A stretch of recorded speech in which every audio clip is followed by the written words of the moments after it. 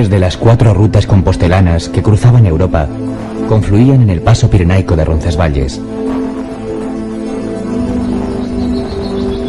Probablemente su colegiata hospital sea uno de los puntos más famosos de la ruta, en el que se mezclan la tradición jacobea y la carolingia.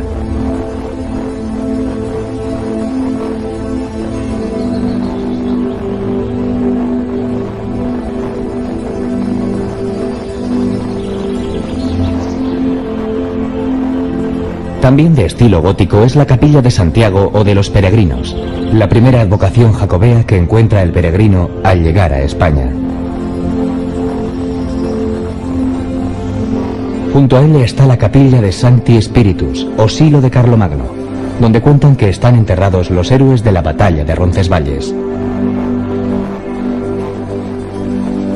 Desde Roncesvalles, el camino desciende entre hayedos y robledales en dirección a Pamplona, para seguir hasta Puente la Reina, donde se une con el ramal aragonés en un único trazado.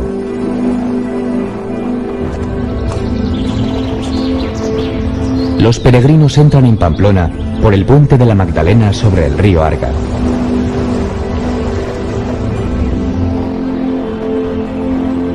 Pamplona, la antigua Pompaelo romana, creció en torno a las necesidades del camino.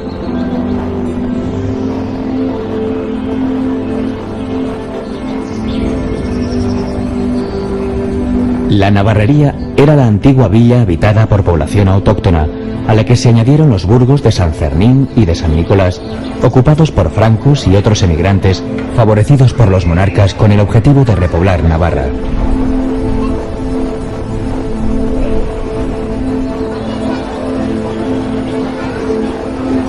Escondida tras una gran fachada neoclásica, se encuentra la catedral gótica de 3 naves y girola.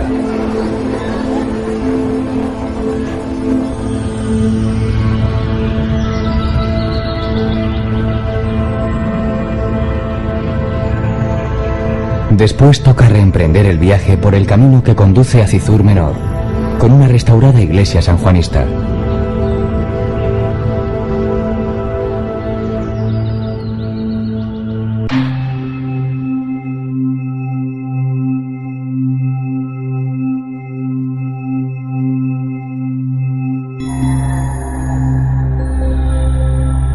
Desde lo alto de Somport, las montañas adquieren otra dimensión. Hasta aquí llegaba una de las 4 vías jacobeas que cruzaban Europa. Y es aquí, en el Summus Portus de los romanos, el actual Somport, donde el peregrino moderno empieza su andadura hacia Compostela por el camino aragonés.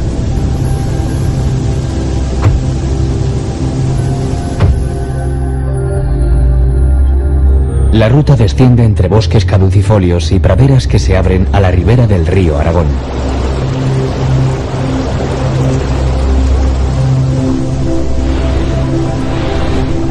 Pasa por las pistas de esquí de Candanchú.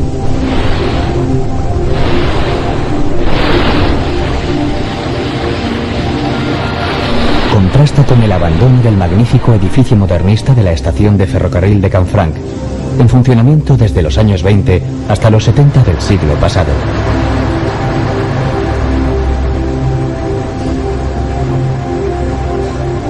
Más adelante, los restos de varias fortificaciones muestran la importancia que tuvo este paso. Son el Col de los Ladrones y la Torre de Fusileros, encargadas de impedir el contrabando por la frontera.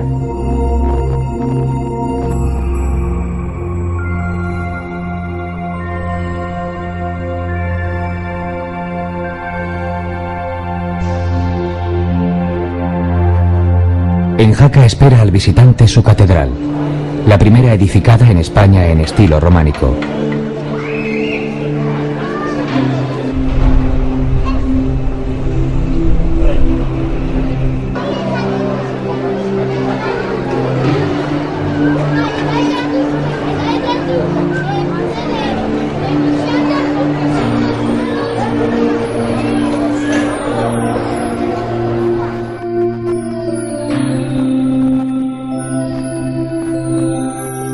Jaca fue siempre una ciudad fortificada.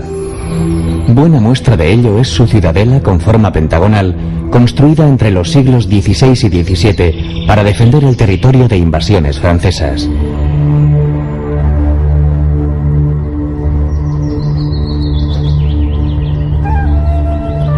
Otro testigo de la ruta jacobea por la ciudad es el puente medieval de San Miguel, con un gran arco estilizado que se alza sobre el río Aragón.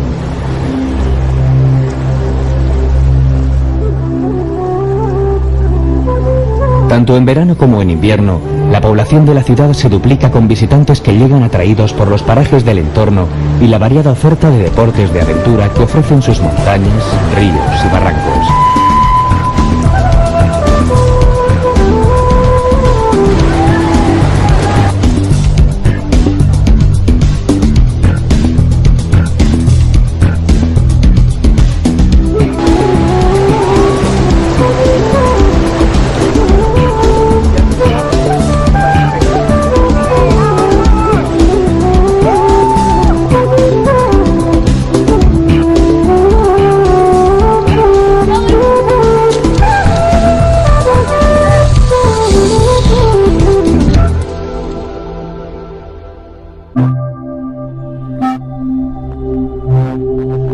Literalmente incrustado en la piedra, el monasterio de San Juan de la Peña no forma parte propiamente dicho del Camino de Santiago. Pero sin lugar a dudas, el viajero agradecerá tomar el breve desvío que desde Jaca conduce hasta uno de los más bellos monumentos románicos.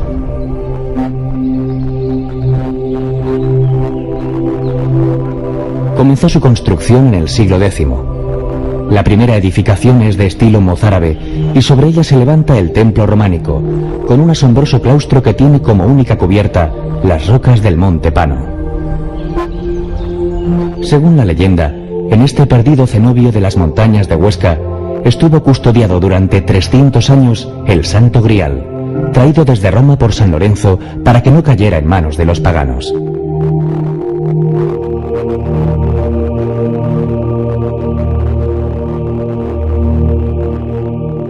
Enclave jacobeo es sin duda Sangüesa, ya en territorio navarro. Fue Alfonso el Batallador quien propició el desarrollo del burgo y pronto se desviarían por aquí los peregrinos, encaminando sus pasos por la Rúa Mayor. Testimonio de esta floreciente actividad son sus templos, casonas y palacios. Aunque basta con admirar la contundente estampa de la iglesia Santa María la Mayor para hacerse una idea de ese pasado esplendor.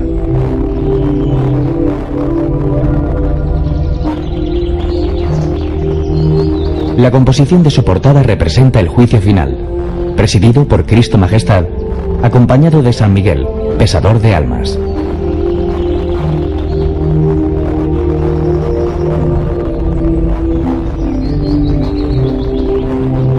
Llama la atención entre sus figuras el Judas desnudo y ahorcado.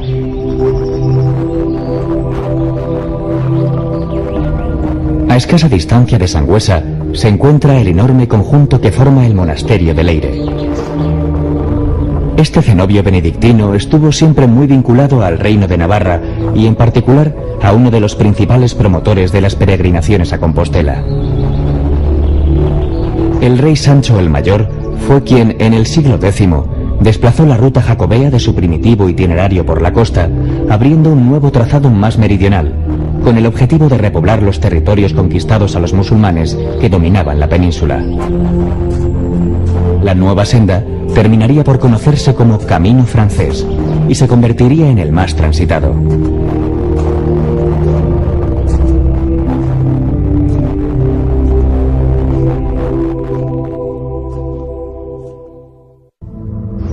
Bajo la atenta mirada del Pico Ori se despereza uno de los hayedos más emblemáticos de Navarra. Bosque encantado para algunos, una de las mayores masas forestales de Europa para otros, la selva de Irati se alza en la cabecera del río que le da nombre, en los valles de Aezkoa y Salazar. Su más conocida estampa se produce en otoño, cuando saca la paleta de colores ocres y amarillos y sus suelos se visten de hojarasca.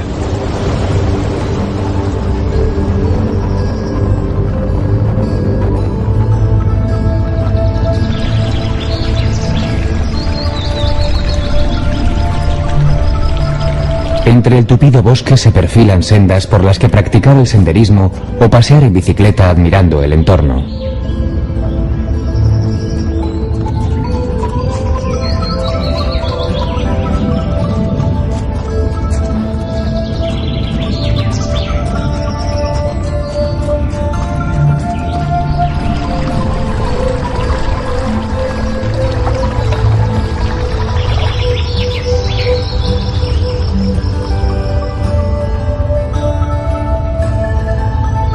En el espeso corazón de esta selva se abre el gran claro del embalse de Irabia, construido en 1921 para producir electricidad y permitir la flotación de los troncos de madera que por aquel entonces se bajaban en forma de almadías hasta el Ebro. Aquí y allá sobreviven restos de construcciones que permiten adivinar retazos de su pasado. Al oeste del embalse se encuentra la silueta semiderruida de la fábrica de armas de Orbaiceta, erigida en el siglo XVIII para abastecer al cuerpo de artillería de Carlos III.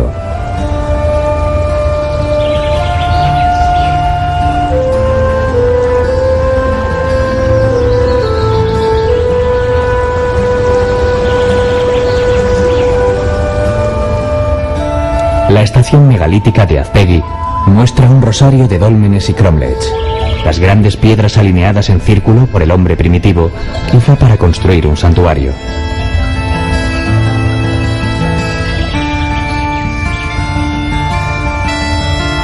Hacia el sur se abren dos parajes de singular belleza.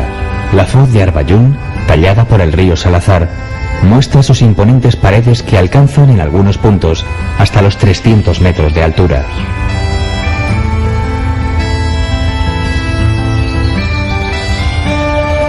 Para visitar la foz de Lumbier se aprovechan los túneles que se excavaron en las rocas para permitir el paso del ferrocarril maderero, el primero eléctrico en España, que con el nombre de Irati fue inaugurado en 1922 y funcionó durante 4 décadas.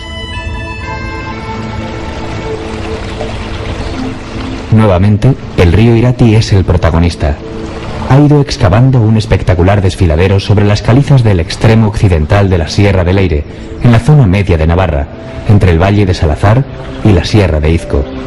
Es una comarca soleada, de clima mediterráneo, con abundante vegetación que crece en los roquedos y una importante colonia de buitres leonados que sobrevuelan constantemente su espacio, vigilando como nadie las numerosas pendientes, cortados y altozanos que conforman esta hondonada natural.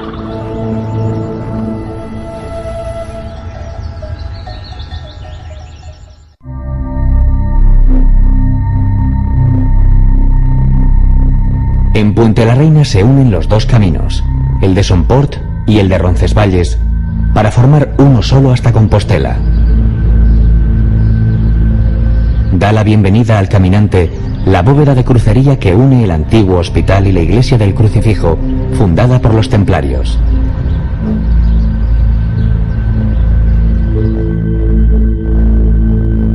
En su interior se venera una talla gótica del crucificado, traída hasta aquí por un viajero germano.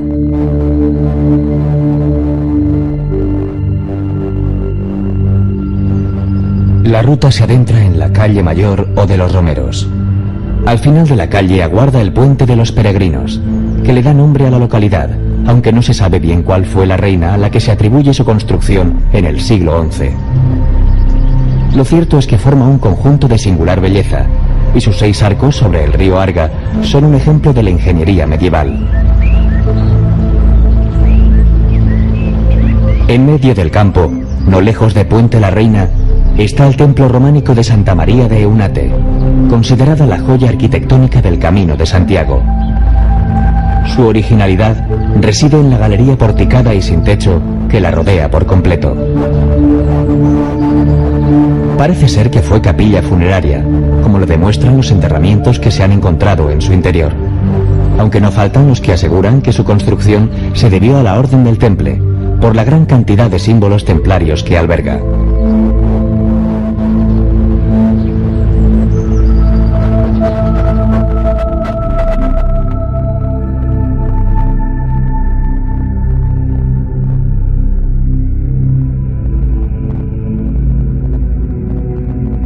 Estella es fértil en buen pan y vino óptimo, y en carne y pescado, dice el Códice Calixtino de Aymeric Picot.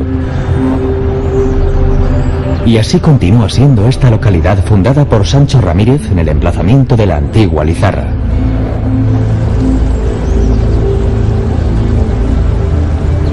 Ciudad para la peregrinación, su nombre indica que estamos en el camino de las estrellas, o Vía Láctea, como se conoce a la ruta jacobea. Porque desde cualquier punto de ella que se mire al firmamento, la constelación marca la dirección de Compostela. Los peregrinos entraban en la villa por la parroquia de San Miguel, con portada románica.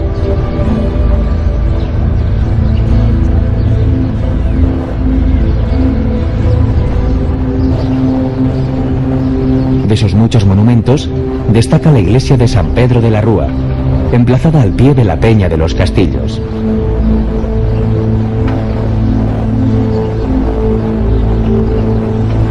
Con portada de influencia morisca y cisterciense del siglo XIII, quizá lo más interesante de este templo sea su claustro románico con arcos de medio punto sobre columnas pareadas con capiteles historiados.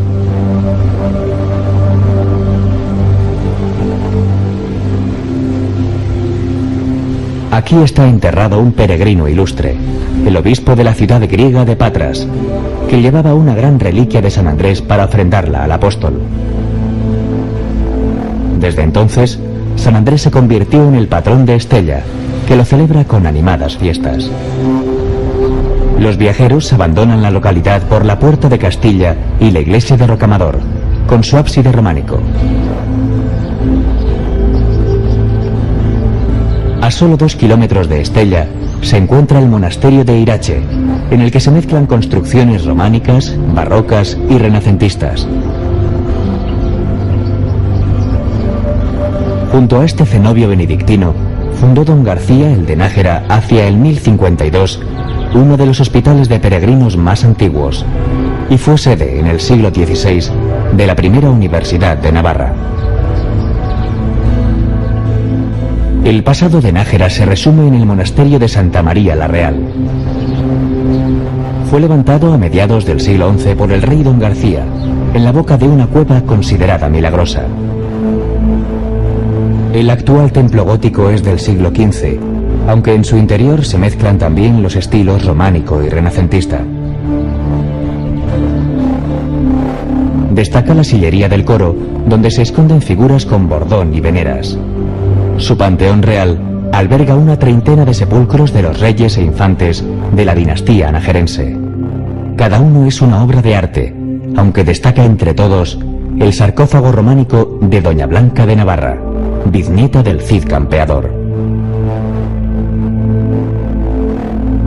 De original belleza es el claustro plateresco de los caballeros, que debe su nombre a que fue elegido por muchos miembros de la nobleza de la zona como lugar de enterramiento de sus restos mortales. Cada mes de julio, la historia de Nájera cobra vida en las representaciones teatrales de las crónicas najerenses, en la plaza de Santa María la Real. Un ingenioso repaso por los acontecimientos más importantes de esta ciudad, que fuera sede de la corte del viejo reino de Navarra antes de su incorporación a Castilla.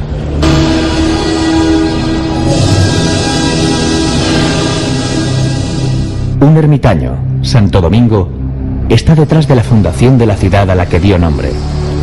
También otro río, el Oja, y un espíritu solidario, el que le llevó a mediados del siglo XI a trazar calzadas, construir puentes, erigir iglesias y fundar hospitales para los peregrinos a Santiago. El de Santo Domingo de la Calzada está convertido actualmente en parador de turismo. Las celebraciones en torno a su día, el 12 de mayo, rememoran los momentos más significativos de la vida del santo.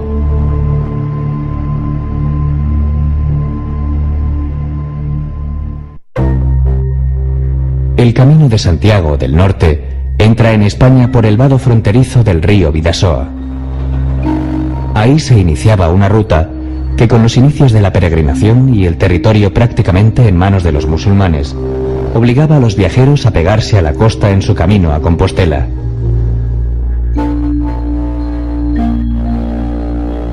otra variante igualmente transitada, atravesaba las tierras vascas para ganar la llanada alavesa e incorporarse al camino francés.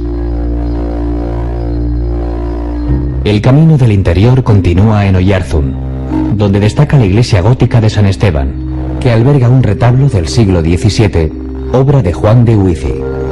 Sus alrededores están poblados de numerosos monumentos megalíticos en forma de cromlechs, que corresponden a la Edad del Hierro.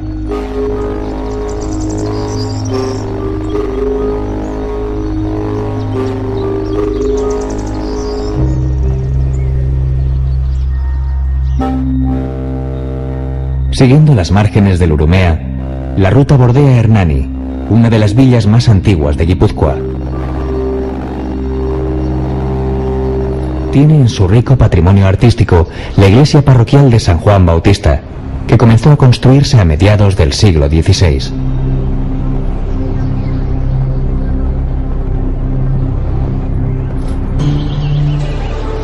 En las inmediaciones se encuentra el Museo Chillida Leku, con cerca de 40 piezas escultóricas de grandes dimensiones, distribuidas entre los verdes prados que conforman, como lo quiso su autor, un museo al aire libre.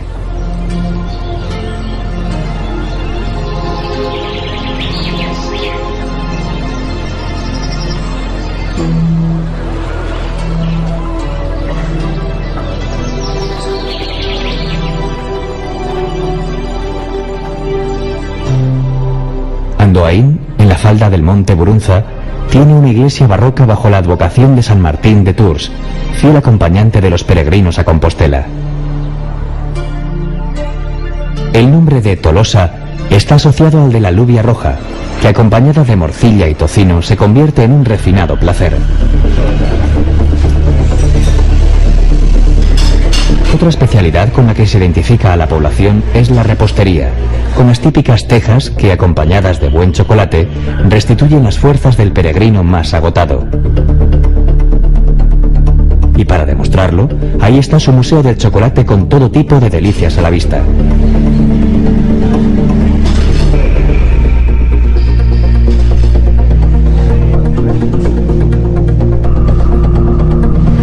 Tolosa tiene un núcleo medieval de calles angostas y palacios barrocos o más antiguos aún, como el de Idiáquez, en el que se alojó en 1538 el emperador Carlos V.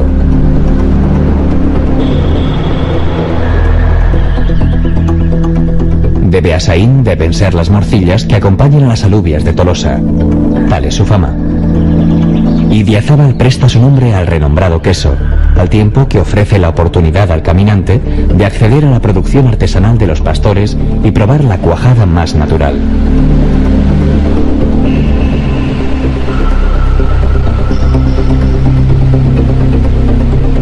El centro urbano atesora la iglesia de San Miguel, con su extraordinaria portada románica.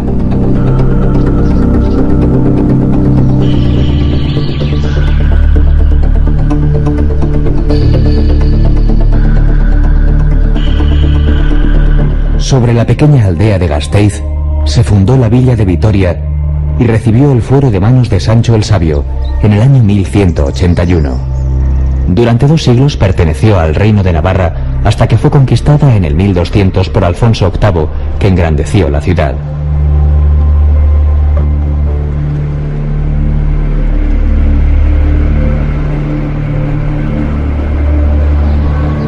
Su monumento más importante es la Catedral de Santa María, de estilo gótico, con 3 hermosas portadas.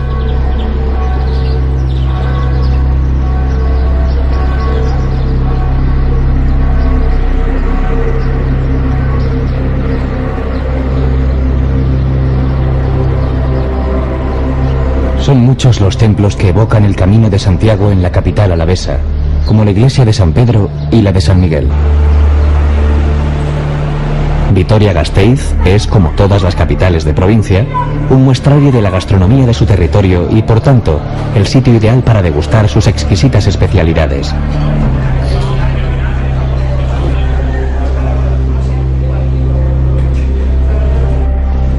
La Puebla de Arganzón, Armiñón, son otros hitos de la ruta antes de entrar en Zambrana, ubicada entre campos de cereal y viñedo. Y por fin, Salinillas de Buradón, que aún conserva parte de sus murallas y puertas que le dieron relevancia como punto estratégico en las guerras entre castellanos y navarros.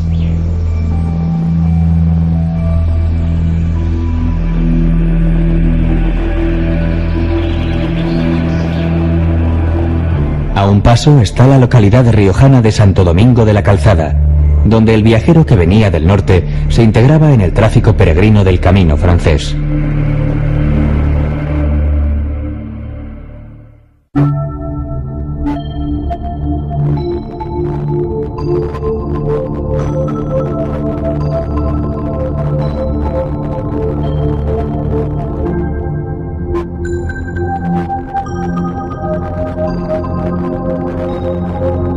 El gótico, el arte que se eleva hacia el cielo y que llegó procedente de Francia, dejó en la ruta compostelana el magnífico ejemplo de la Catedral de Burgos.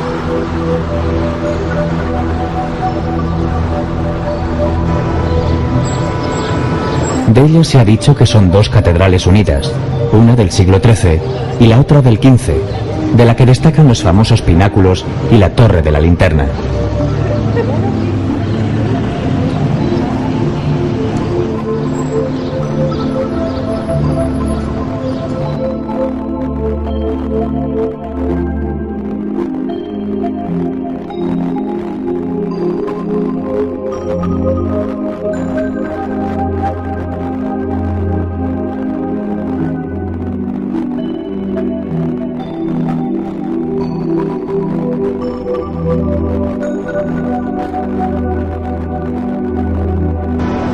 La iglesia de San Lesmes guarda el sepulcro de este monje de origen francés, gran protector de los peregrinos y elevado a patrono de la ciudad en el siglo XVI.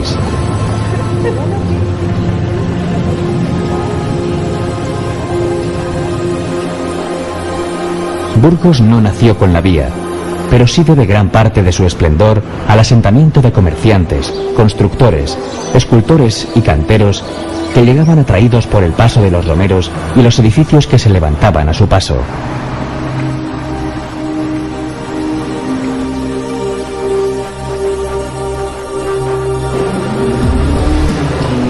La población actual es heredera de esa vitalidad, que se puede palpar en las estrechas calles del casco antiguo.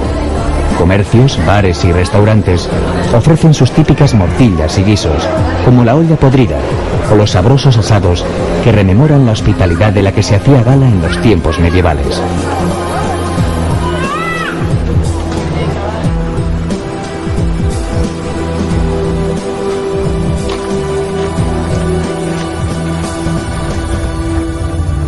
A partir de aquí cambia el paisaje. Se quedan atrás las montañas y se proyecta ante el caminante la austera meseta castellana. Antes de llegar a Castrojeriz, aparecen las ruinas del convento de San Antón. La senda atraviesa el pórtico en el que los frailes antonianos dejaban la comida para los peregrinos. Tenían fama de buenos médicos, especialistas en sanar el llamado fuego sacro o mal de San Antón, una especie de gangrena provocada por un hongo del centeno.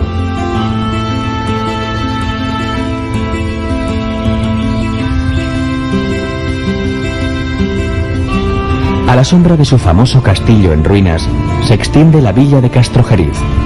La calle mayor era el camino, y su monumento más notable es la colegiata gótica de Nuestra Señora del Manzano. La Virgen tutelar fue encontrada en el hueco de un manzano, y por milagrera le dedicó el rey Alfonso el Sabio algunas de sus cantigas. Según la leyenda, el lugar del emplazamiento lo indicó el propio apóstol dando un salto desde el castillo en su caballo blanco.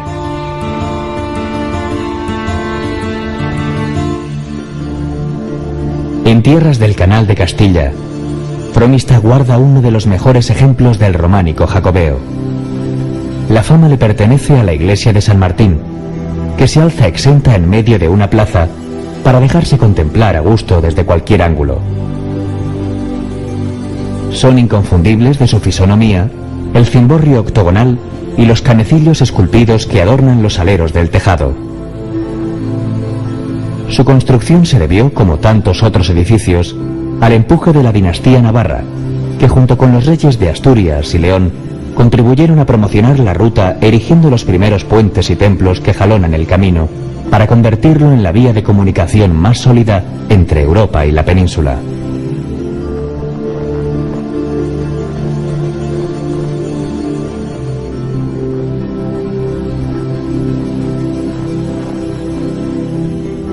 Ricos son también los dulces que confeccionan las monjas del convento de Santa Clara, cuya iglesia está decorada con azulejos de Talavera. Santa María del Camino, con un soberbio pórtico bajo porche cubierto, es el templo más antiguo de la localidad.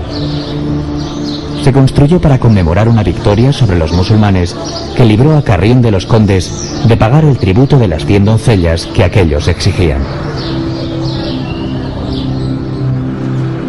Siguiendo el sendero de las estrellas por la población, se llega a la iglesia de Santiago, del siglo XII, con un magnífico friso en la fachada que tiene como centro la imagen del Salvador escoltado por los apóstoles.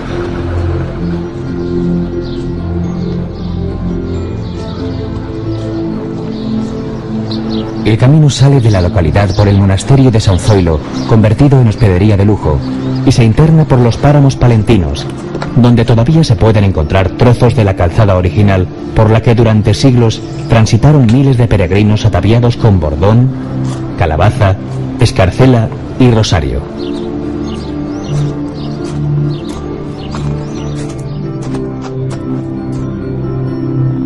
Con pan y vino se hace el camino.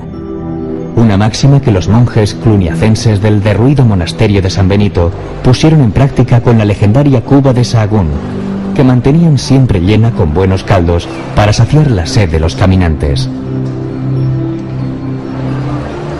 Sahagún debió de ser una de las ciudades más prósperas de la vía. Fue uno de los focos de desarrollo del arte románico mudéjar, el llamado románico del ladrillo, llegado de la España musulmana. Ejemplos de este estilo son las iglesias de San Tirso y de San Lorenzo, con originales torres y profusamente decoradas con arcos ciegos, recuadros y frisos.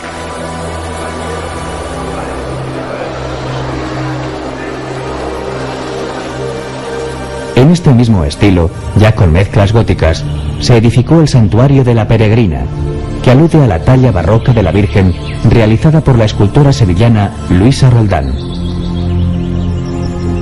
Indica la salida de la población el puente del Canto sobre el río Cea.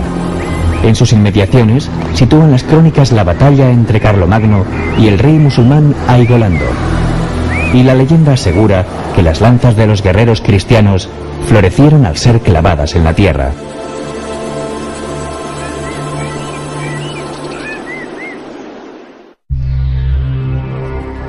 Proveniente de la ría del Nervión, el camino de Santiago del Norte penetraba en Cantabria por Castro Urdiales. Como ocurría con otras villas de la costa, también llegaban a su puerto peregrinos procedentes del norte de Europa. El inicio de la ruta era la iglesia gótica de la Asunción. Y junto al templo, el castillo faro que la defiende del mar.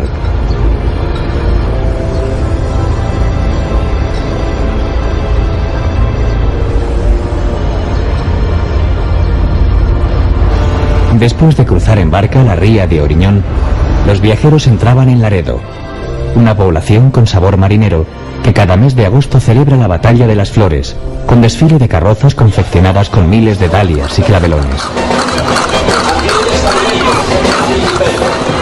Colaboran Cafetería Zurich, Cafetería Berna y Salón del Doha. El fantasma de la ópera. De Javier Oruña y Tejido Mi Casita. Sirenas de Planeta Pizza, Versalles. De Saúl Oruña y Frutería Artesano. Acuario de vulcanizados y neumáticos Mariquina. Y Fábula Medival.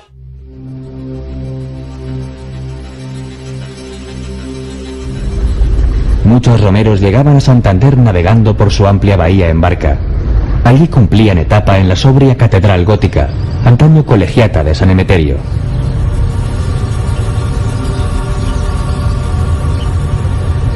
La capital cántabra prosperó gracias al comercio de las lanas que mantenía con Flandes, por el privilegio de ser una de las 4 villas de la corona de Castilla.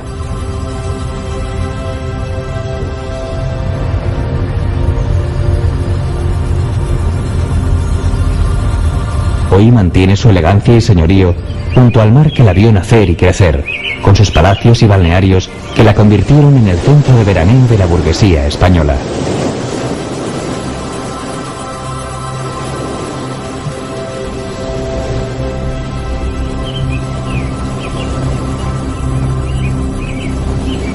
El camino de la costa continúa en Suances, uno de los mejores lugares del Cantábrico para practicar el surf.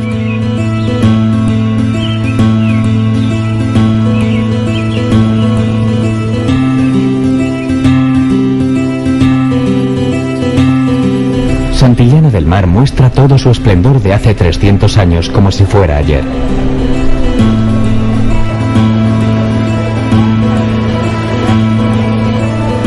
Toda la villa es un museo de arquitectura con sus palacios barrocos y casonas solariegas que tienen su máxima expresión en la plaza de Ramón Pelayo. Allí se alzan, retando al tiempo, las torres del Merino y de Don Borja, el ayuntamiento y la antigua cárcel.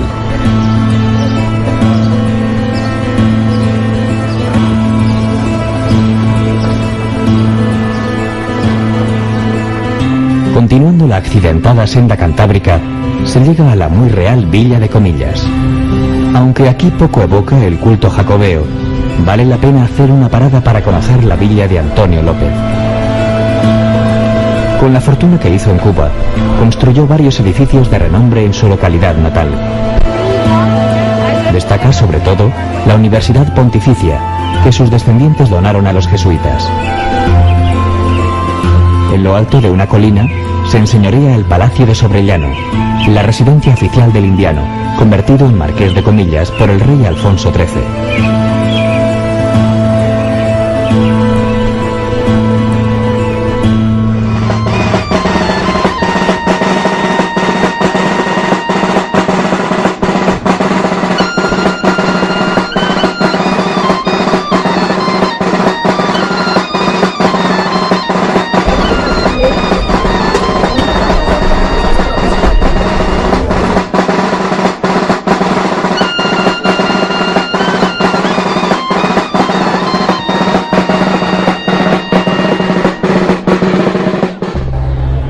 Otro edificio singular es El Capricho, construido por Gaudí por encargo de un pariente del rico vecino.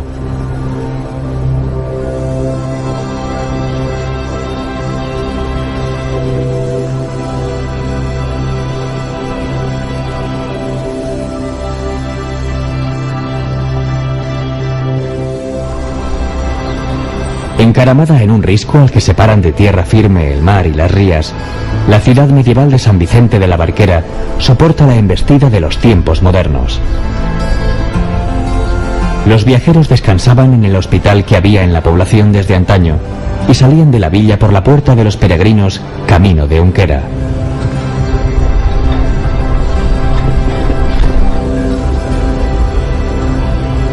Es Unquera el último hito cántabro del itinerario costero.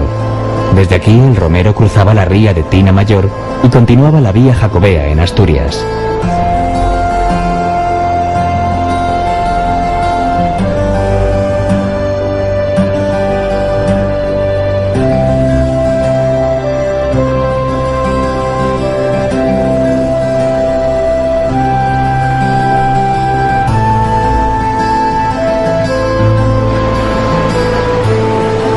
Reynosa no se hace esperar para aparecer ante el caminante y con ella el embalse del Ebro, un remanso de paz en estas tierras de larga tradición romana.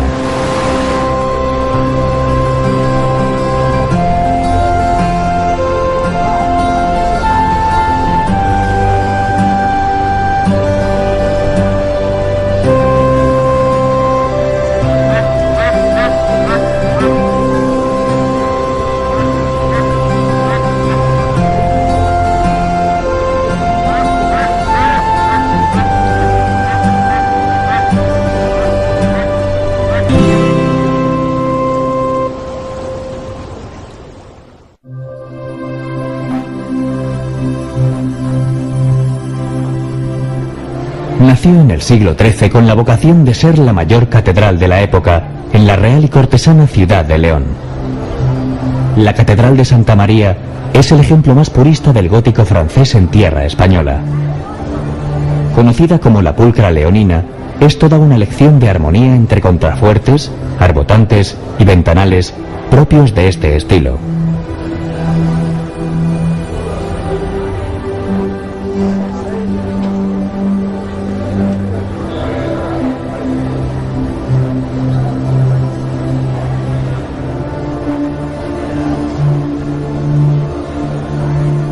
Una vez en el interior, la piedra se convierte en cristal. Son famosos sus 1800 metros de vidrieras que transmiten una variedad de luces y colores para iluminar cada tesoro catedralicio con el misterio y la solemnidad que le corresponde. Entre ellos, una capilla dedicada al apóstol. Si la catedral es el monumento más completo del gótico, la Real Basílica de San Isidoro lo es del románico. Fue mandada construir por Fernando I en el siglo XI para albergar los restos del arzobispo de Sevilla, que fueron rescatados de los musulmanes.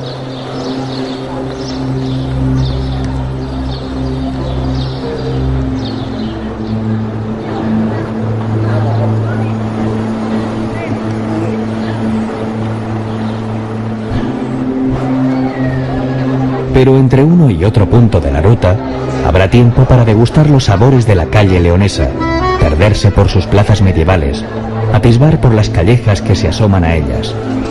Si es miércoles o sábado, la cita es en la Plaza Mayor, en la que pervive la costumbre medieval de celebrar mercados al aire libre y donde convergen los productos de toda la región. En cambio, al atardecer, el bullicio se traslada al bien llamado barrio húmedo, donde se dan cita los aficionados al chateo, que escoltan la noche hasta el amanecer.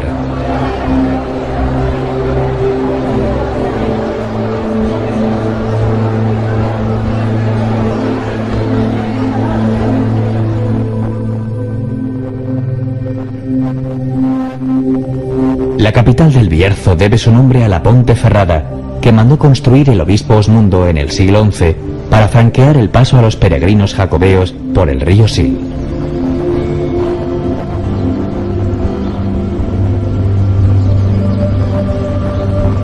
Para proteger el paso y la villa, se levantó un siglo después el formidable castillo convento de los templarios. Los símbolos grabados en sus muros y el esquema astrológico que guardan sus 12 torres hacen asegurar a los entendidos que la fortaleza guarda secretos de los templarios en relación con el destino del Santo Grial y el Arca de la Alianza.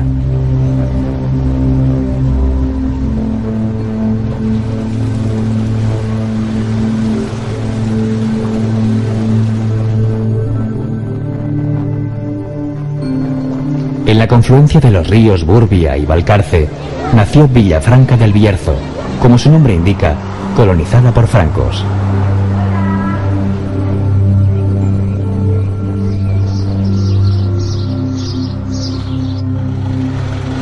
La empedrada calle del Agua marcaba el paso de los viajeros de la Concha hacia el casco urbano, en el que fueron surgiendo iglesias y hospitales para atender sus necesidades.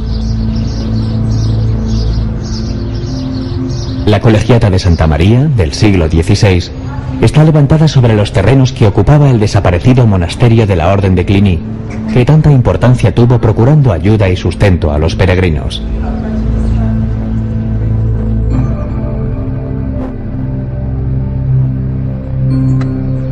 Cebreiro es la puerta de entrada a Galicia.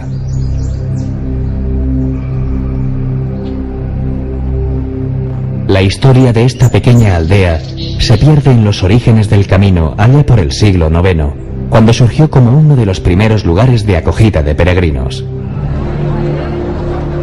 La aldea conserva un conjunto de pallozas. Son las primitivas viviendas de origen celta, con muros de mampostería cubiertos con paja trenzada, que se han convertido hoy en hospedería. En el siglo XI se fundó aquí la iglesia de Santa María la Real, donde se venera una talla románica de la Virgen titular.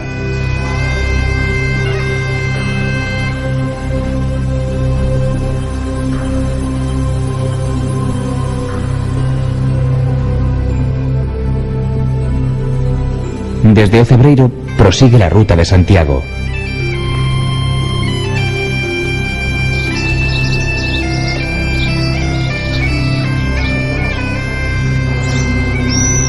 La villa medieval de Melide fue repoblada por mandato de Alfonso IX en el siglo XIII. De aquella época conserva la portada de la iglesia románica de San Pedro, integrada en la capilla de San Roque. A su lado se levanta uno de los cruceros más antiguos de Galicia. Desde aquí, los peregrinos de antaño y los actuales apuran el paso. Cerca está el Monte del Gozo, desde donde se contempla por vez primera la ciudad de Santiago.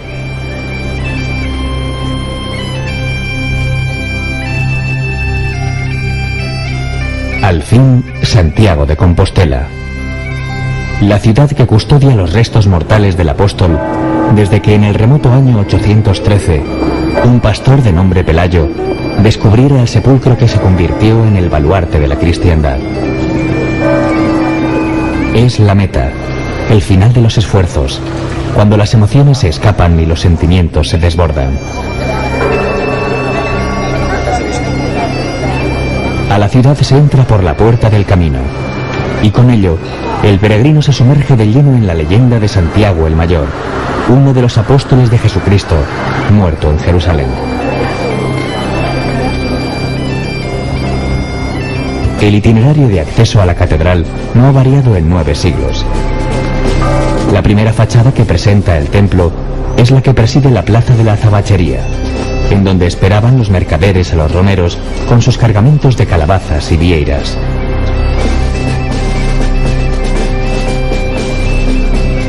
Desde aquí se pasa a la plaza de la Quintana o de los Literarios, en la que se alza la catedral por la Puerta Santa o del Perdón, del siglo XVII.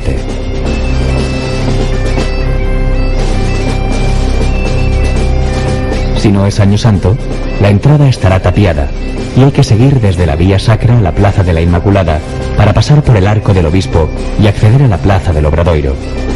Este es, sin duda, el mejor escenario de la ciudad, delimitado por el Hospital Real, hoy Hostal de los Reyes Católicos, el Palacio Rajoy y el Colegio de San Jerónimo. Y en medio de todo, la catedral. Dice sobre ella el improvisado guía medieval Aymeric Picot: quien la recorre, aunque esté triste, se vuelve alegre.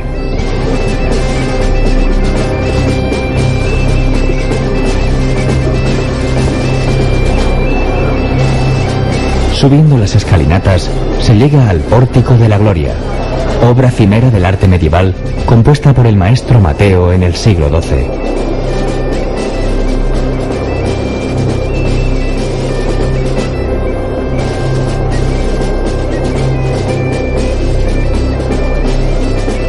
Aquí termina esta aventura, tan milenaria como actual, tras los pasos de millones de peregrinos que a través de los tiempos emprendieron la búsqueda de la tumba jacobea guiados por las estrellas, creando uno de los itinerarios culturales más importantes del mundo, el Camino de Santiago.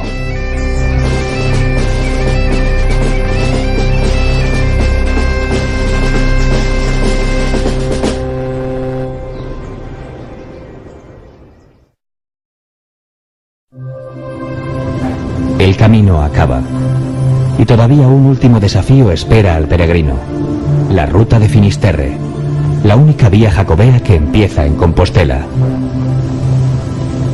Casi desde el descubrimiento del sepulcro del apóstol Santiago en el siglo IX, peregrinos de todos los tiempos y procedencias decidían continuar su viaje a la Costa de la Muerte, en la zona más occidental de Galicia, frente a las bravas aguas del Océano Atlántico.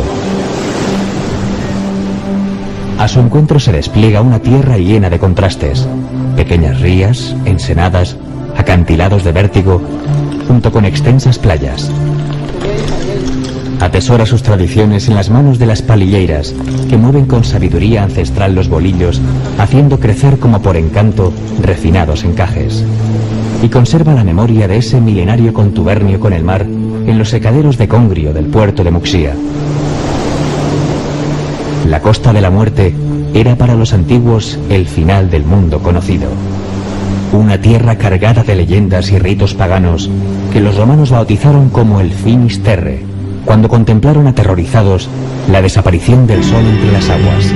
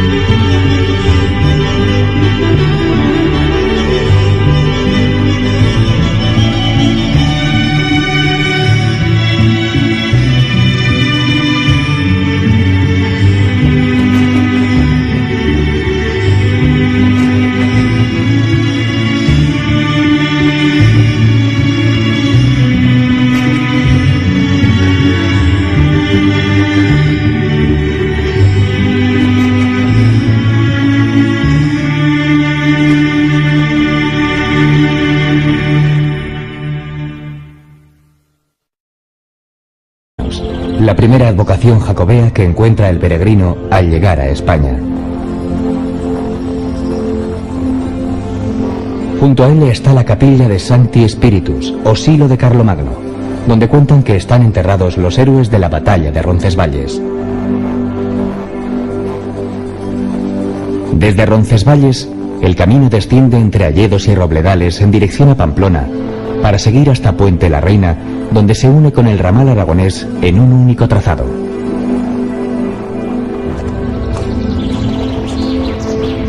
Los peregrinos entran en Pamplona por el puente de la Magdalena sobre el río Arga.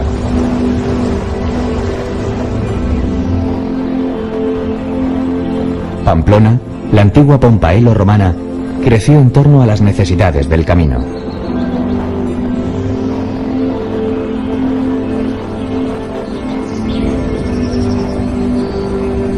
La Navarrería era la antigua villa habitada por población.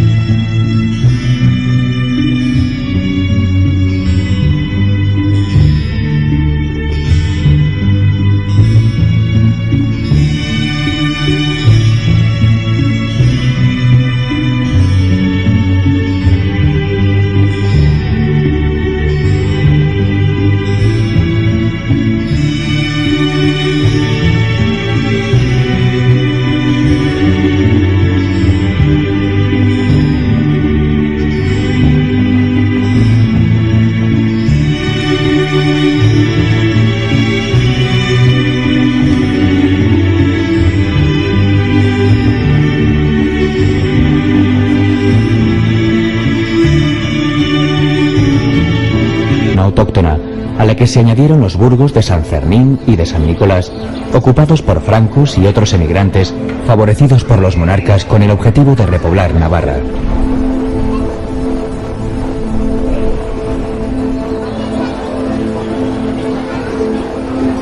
Escondida tras una gran fachada neoclásica, se encuentra la catedral gótica de 3 naves y girola.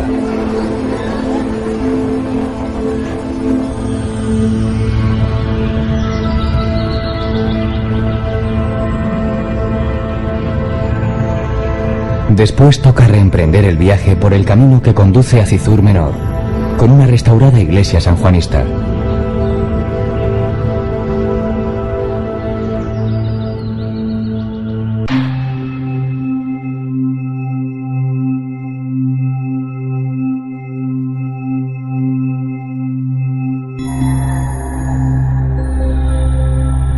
Desde lo alto de Somport, las montañas...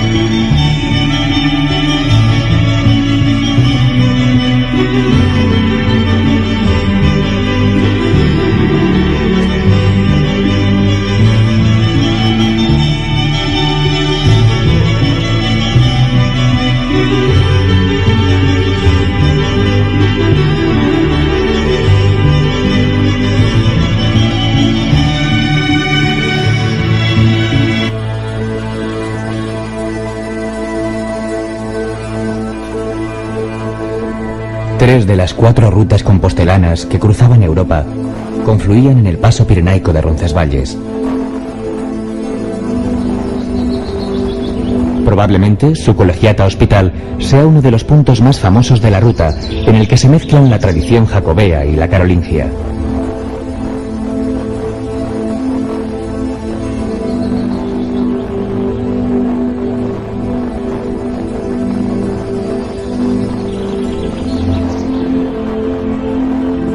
También de estilo gótico es la Capilla de Santiago o de los Peregrinos.